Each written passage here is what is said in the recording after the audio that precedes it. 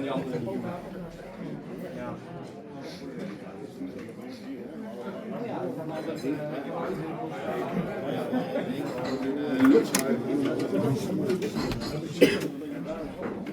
just saw the video with Johan Terke against Grandmasters Jean-Marc and Joe Fang, and they made a draw.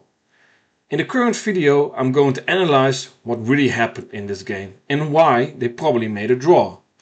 First of all, I'm not sure if Johan Terke already offered a draw or that Joe Fang just offered a draw without moving a piece, because normally if you offer a draw you move a piece and then you say, shall we make a draw?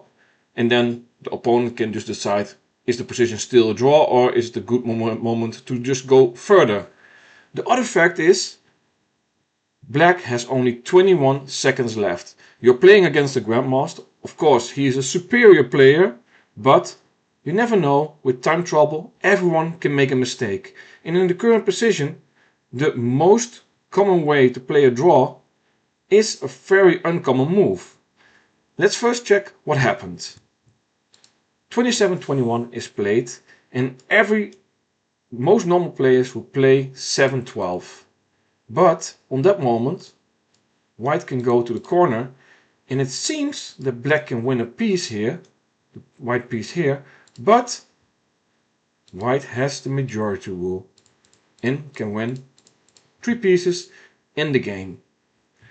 So let's go back to the situation. So the only option is Black has to go forward, White will move forward, Black moves up, and yeah, White is going behind. And then the question, should you go here, here, or the computer move says we are giving 2 pieces away. Move up, and we are going to win an extra piece. And then there's a very common way to make a draw. Black goes here, White goes there, Black goes here, and we always have the exchange for 2 pieces. The only way you could still block that is if White goes here. I will show you the example, because then it does not work. And would White win? But let's go back to the situation. I just showed you that 7-12 will be the most normal move to be played here. But maybe the Grandmaster saw that you could also play 7-11. White has to take, and now White can give 2 pieces and move quickly to king.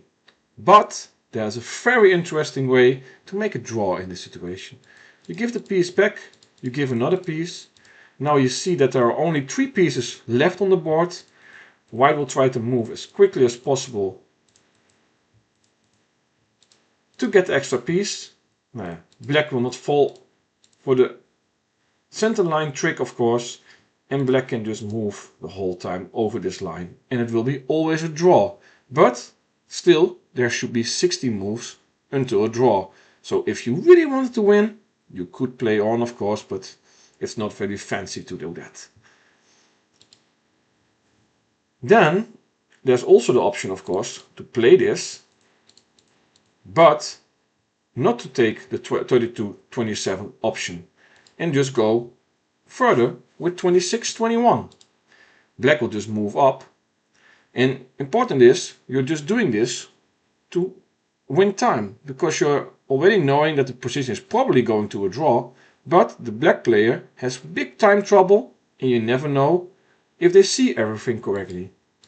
Just exchanging, Black is just moving on, White is moving on, and you see there's an option for White to make a breakthrough, and it takes a little while before Black is at a king.